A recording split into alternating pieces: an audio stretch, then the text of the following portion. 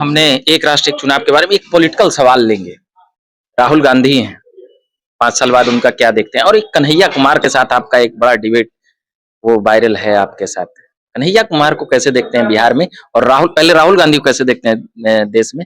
कन्हैया कुमार को लेकर क्या? रवि गांधी इन दोनों विषयों पे यदि बात मैं ना करूं तो ज्यादा मैं सुविधा महसूस करूंगा, लेकिन आपने स्नेह से पूछा तो मैं बताता हूँ। राहुल गांधी जी को परिपक्व होने में मुझे ऐसा लगता है थोड़ा और समय लगेगा। जी। और यदि वो परिपक्व होते हैं तो हो सकता है कि एक मजबूत विपक्ष के नाते देश को एक अच्छा नेता मिले। जहाँ तक कन्हैया की बात है, कन्हैया यूनिवर्सिटी में मेरे बाद का जूनियर रहा है, मैं उसको जानता हूँ। उसके पास सिवाय पॉलिटिकल करियर के और कोई दूसरा रास्ता नहीं है। तो राजनीति को सिर्फ और सिर्फ अपने स्वार्थ के लिए उपयोग करता है। कभी वो वामपंथ से कांग्रेस की ओर जाता है। लेकिन भाजपा में भी आप लोग देखेंगे। देखिए, भाजपा में आएगा कि नहीं आएगा ये मैं नहीं कह सकता, लेकिन मैं इतना ज़रूर करना चाहूँगा कि उस व्यक्ति ने जिस समय सबसे पहली बात आपने डिबेट की बात की उसके साथ, मैंने उसको पूछा था कि जब छत्तीसगढ़ में बीएसएफ के जवान, सीआरपीएफ के जवान शहीद हुए थे, तो इन लोगों ने वहाँ पार्टी की थी। इनकी पार्टी ने पार्टी की थी, कम्युनिस्ट पार्टी ने, और उसके लिए वो उसका जश्न मनाया था। ऐसे विचारधारा के साथ रहता हुआ व्यक्ति कितना भी बदलेगा, तो बिहार में कहते हैं ना, मूस मोटई है, लोढ़ा हुई है, हाथी दुबरई है, गधा हुई है। एक राष्ट्र एक चुनाव, इसको लेकर अभी पटना में अभी एक सभा हो रही थी या सम्मेलन कह सकते हैं, जिसमें भाजपा के प्रदेश अध्यक्ष से लेकर संगठन मंत्री तक आए थे। और अभी हमारे साथ हैं मौजूद अमिताभ सिन्हा जी, जो सीनियर एडवोकेट हैं और साथ ही भाजपा के मीडिया प्रभारी से लेकर ऐसे कई दायित्वों में रहे हैं और लगातार कई मुद्दों पर मुखर होकर बोलते रहे। मगर अभी औपचारिकता के लिए हम बता देंगे कि आप देख रहे हैं झकास भारत और मेरा नाम हुआ रविकांत। अब मैं बात करूंगा एक राष्ट्र एक चुनाव को लेकर, जो अभी ये चल रहा है उसको लेकर क्या कुछ कह रही है विपक्ष और क्या कुछ बातें हैं, उन तमाम बातों को हम कुछ समझेंगे और जानेंगे अमिताभ सिन्हा जी से। पहले तो बहुत बहुत स्वागत है आपका। धन्यवाद रविकांत जी। बहुत कम पटना बिहार आते हैं। नहीं, पटना बिहार मेरे मातृभूमि है, मेरी बिहार, इसलिए कम आना ये तो एक शब्द सही नहीं है मेरे लिए।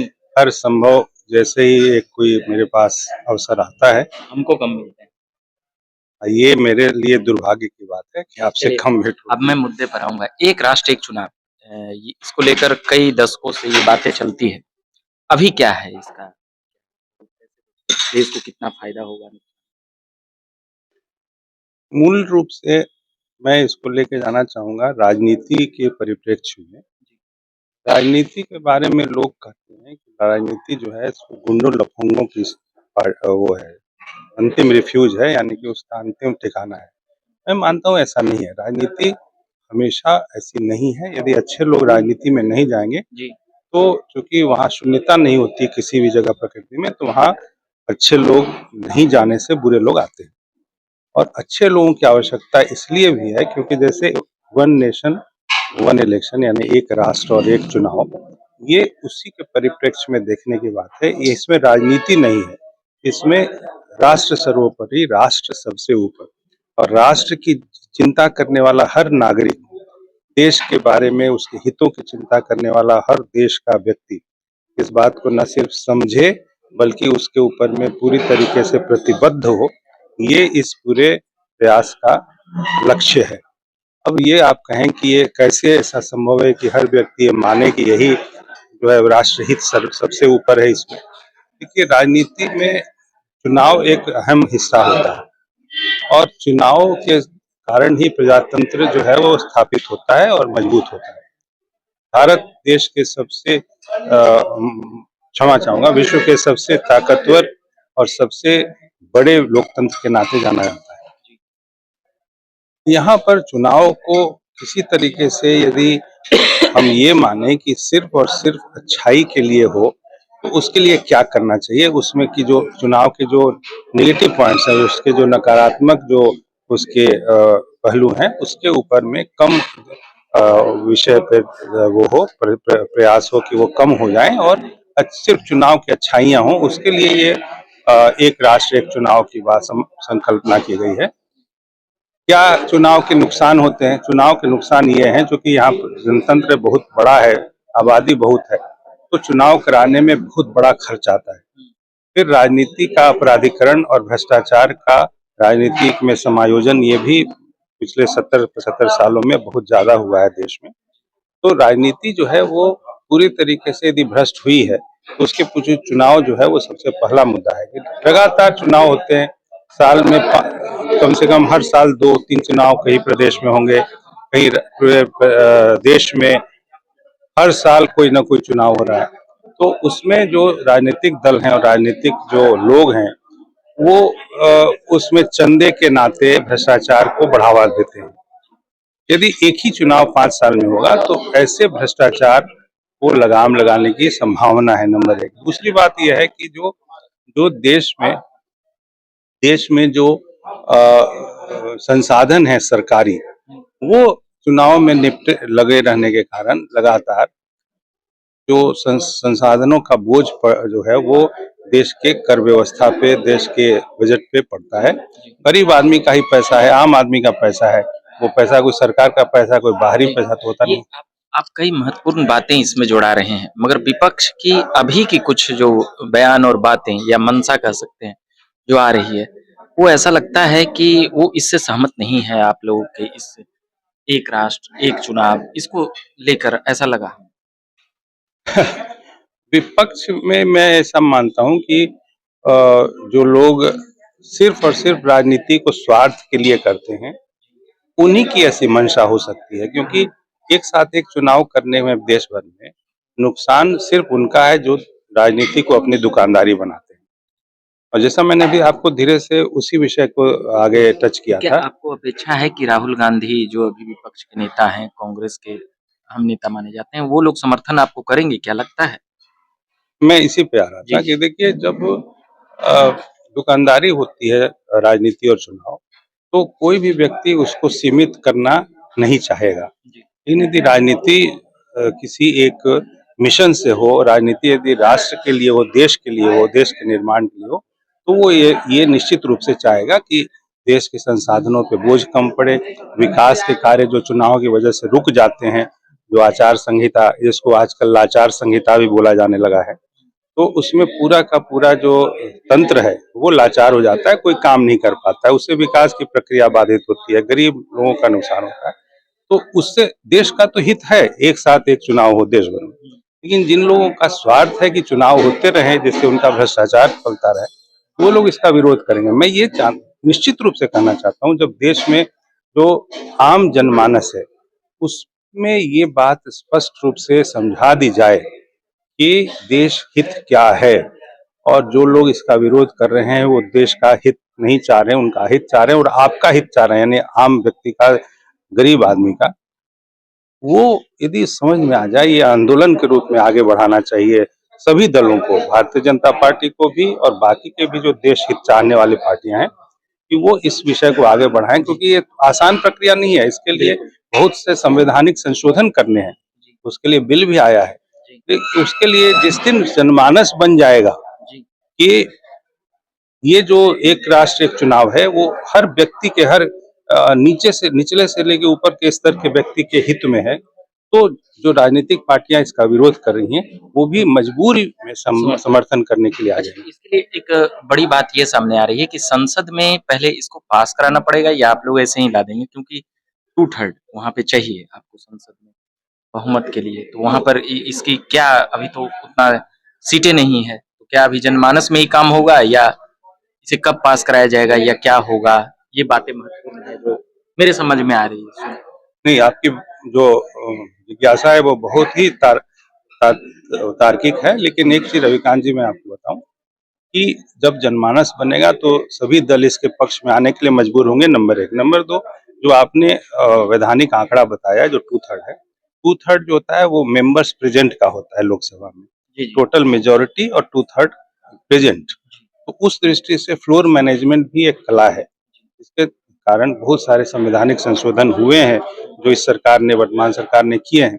मुझे लगता है कि संवैधानिक संशोधन, चूंकि ये कोई नई बात नहीं है, और जब स्थितियां ऐसी बनेंगी कि कोई खुल के विरोध नहीं करने की मजबूरी में आ जाएगा राजनीतिक दल, तो एब्सेंट हो जाएंगे, कुछ कई चीजें हैं। चुपचाप बैठे रह जाएंगे। तो मुझे ऐसा लगता है कि सिर्फ एक बार माहौल बनने की बात है, जनमानस पैदा होने की बात है, जिस दिन जनमानस पैदा हो जाएगा कि ये एक राष्ट्र एक चुनाव हमारे यानी हर एक व्यक्ति के देश के व्यक्ति के हित में है, उस दिन विपक्ष भी दबाव में ये बिल जो है वो पास होने से कोई नहीं रोक सकता और यही अंत में राष्ट्र हित है, जो राष्ट्र सर्वोपरि का जो विषय और सिद्धांत है वो तभी लागू होगा।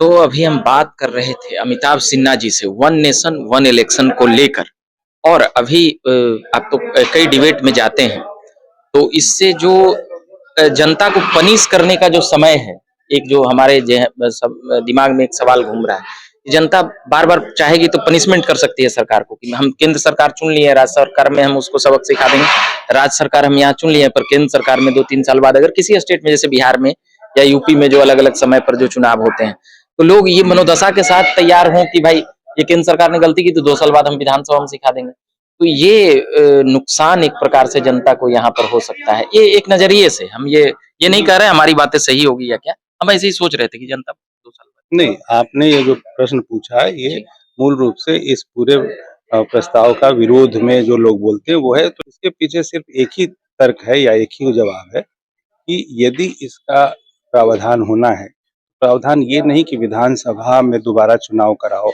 अलग से चुनाव कराओ और उतना बड़ा संसाधन जो है वो संसाधन जो है उसके ऊपर में दबाव रह पड़े, आम जनता पर दबाव पड़े और साथ में जातिवाद और क्षेत्रवाद जो कम होगा ऐसे एक राष्ट्र एक चुनाव से, वो भी जातिवाद और जो क्षेत्रवाद जिससे देश भुगत रहा है वो भी कम होगा। लेकिन यदि उसका सबसे बेस्ट सॉल्यूशन ये है रविकांत जी, यदि आप पनिशमेंट करना चाहते हैं तो राइट टू रिकॉल करिए।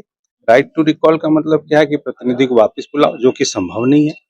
5 साल का समय मिलना किसी भी एक स्थायी सरकार के लिए जरूरी है नहीं, जरूरी है देश हित के लिए, क्योंकि उसको एक 5 साल का क्यों संविधान निर्माताओं ने एक समय सीमा तय की। 5 साल के बाद उसको बदलो, ये कि हर 2 साल बाद 3 साल बाद उसका इवैल्यूएशन होता रहेगा, मुझे लगता है कि वो संविधान निर्माताओं की इच्छा के विपरीत है।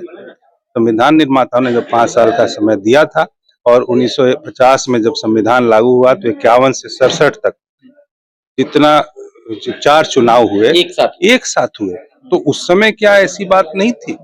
उसके बाद जब 1967 के बाद जब ये स्थितियां पैदा होने लगी, जबकि लोग अपने सत्ताधीश जो थे केंद्र के, वो अपनी इच्छाओं के अनुरूप राज्य सरकारों को बर्खास्त करने लगे और उसके बाद ये परिस्थितियां आई जिसका अंतिम नुकसान जो है वो जनता पर पड़ा। तो ये मुझे लगता है कि ये अनुचित है और यदि आपको सरकार बदलनी है तो 5 साल बाद बदलिए। बिल्कुल तो हमने एक राष्ट्र एक चुनाव के बारे में एक पॉलिटिकल सवाल लेंगे राहुल गांधी हैं 5 साल बाद उनका क्या देखते हैं और एक कन्हैया कुमार के साथ आपका एक बड़ा डिबेट वो वायरल है आपके साथ कन्हैया कुमार को कैसे देखते हैं बिहार में और राहुल गांधी को कैसे देखते हैं देश में कन्हैया कुमार को लेकर क्या रविकांत जी इन दोनों विषयों पे यदि बात मैं ना करूं तो ज्यादा मैं सुविधा महसूस करूंगा, लेकिन आपने स्नेह से पूछा तो मैं बताता हूँ। राहुल गांधी जी को परिपक्व होने में मुझे ऐसा लगता है थोड़ा और समय लगेगा जी और यदि वो परिपक्व होते हैं तो हो सकता है कि एक मजबूत विपक्ष के नाते देश को एक अच्छा नेता मिले, लेकिन आज की स्थिति तो ऐसी नहीं है। मैं भविष्यवादी होकर बात कर रहा हूँ। जहाँ तक कन्हैया की बात है, कन्हैया यूनिवर्सिटी में मेरे बाद का जूनियर रहा है, मैं उसको जानता हूँ। उसके पास सिवाय पॉलिटिकल करियर के और कोई दूसरा रास्ता नहीं है। तो राजनीति को सिर्फ और सिर्फ अपने स्वार्थ के लिए उपयोग करता है। कभी वो वामपंथ से कांग्रेस की ओर जाता है। देखिए, भाजपा में आएगा कि नहीं आएगा ये मैं नहीं कह सकता, लेकिन मैं इतना ज़रूर करना चाहूँगा कि उस व्यक्ति ने जिस समय सबसे पहली बात आपने डिबेट की बात की उसके साथ, मैंने उसको पूछा था कि जब छत्तीसगढ़ में बीएसएफ के जवान, सीआरपीएफ के जवान शहीद हुए थे, तो इन लोगों ने वहाँ पार्टी की थी। इनकी पार्टी ने पार्टी की थी, कम्युनिस्ट पार्टी ने, और उसके लिए वो उसका जश्न मनाया था। ऐसे विचारधारा के साथ रहता हुआ व्यक्ति कितना भी बदलेगा, तो बिहार में कहते हैं ना, मूस मोटई है, लोढ़ा हुई है, हाथी दुबरी है, गधा हुई है, कितना बदल पाएगा वो? तो मुझे ऐसा लगता है कि शायद उसको सन्मति आए, ईश्वर उसको सन्मति दें। यदि वो बदल सकता है, अपनी पूरी मानसिकता आमूल-चूल परिवर्तन करते हैं अपनी विचारधारा और अपने व्यक्तित्व में, देश और समाज के लिए कुछ सोचना की शुरुआत करते हैं, तो शायद वो अपनी एक दिशा शायद राजनीति में ले पाएँ। चलिए, तो हम ये बात कर रहे थे अभी अमिताभ सिन्हा जी से जो लगातार कई मुद्दों और बातों को लेकर आते रहते हैं और बोलते रहते हैं, बताते रहते हैं। फिलहाल हम वन नेशन वन इलेक्शन को लेकर अभी जान समझ रहे थे और पूछ रहे थे। बाकी अभी के लिए इतना ही कहेंगे कि आप बने रहिए झकास भारत के साथ। मेरे साथ सहयोगी के तौर पर आदित्य हैं। धन्यवाद।